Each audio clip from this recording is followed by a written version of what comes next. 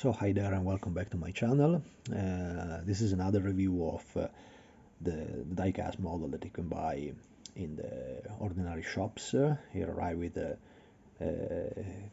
encyclopedic collection of Formula One cars. They make different models of different periods of Formula One cars. The interesting stuff is, of course, the scale, because this is everything in 1/24 scale.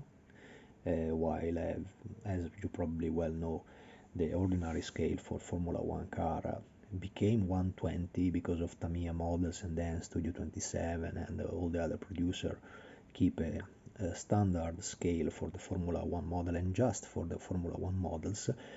So this is interesting because it is instead in 1/24 scale. The only company making kits in 1/24 scale, plastic kits, it was Revell back in time.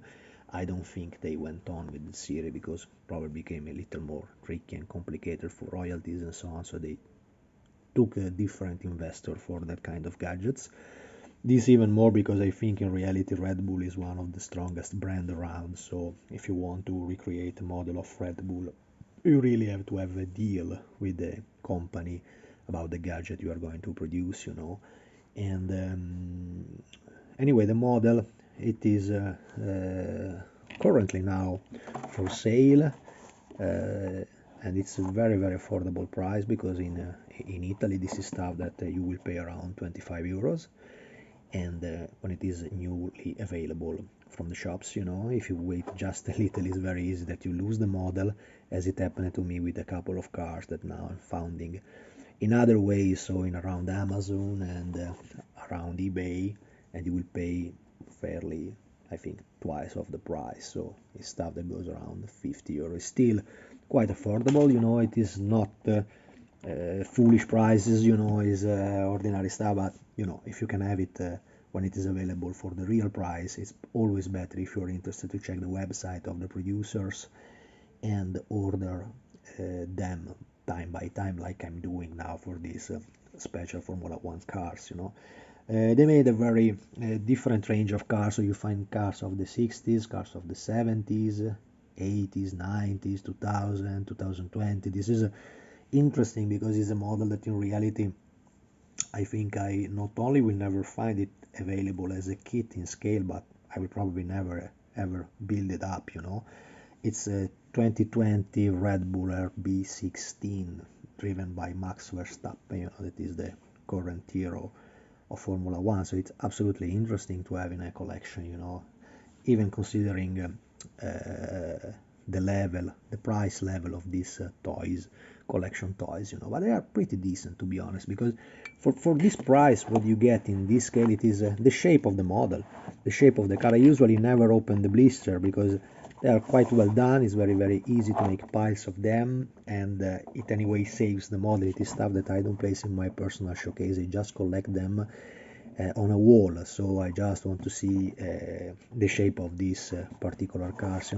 What can you notice at once looking at the model is, of course, that the positive stuff, the positive points of this model are the relation between the quality and the price that you are going to pay for it. That is absolutely the best ever.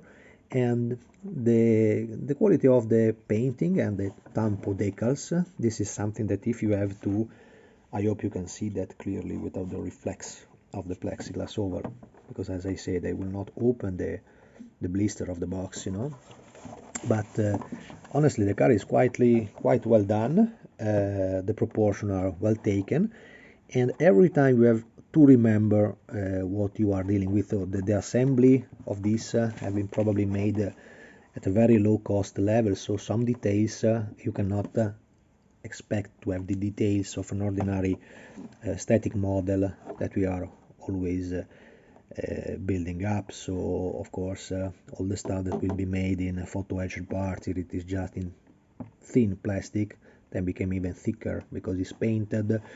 But I think anyway the shape is absolutely properly taken. The car is looking decent. I just think that in the reality they tried here, because I don't know if you can see that through the camera, but I think that in reality the RB16 was kind of flat painted, you know, a kind of nearly all the modern Formula One cars are that satin colors. They are not any longer so glossy like they were back in time.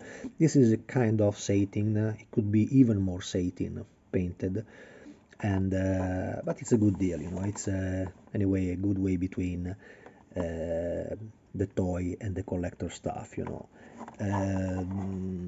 It's interesting because then you can compare this to previous Formula One cars or to other ordinary cars in GT, and of course in 124 scale the modern Formula One became very longer.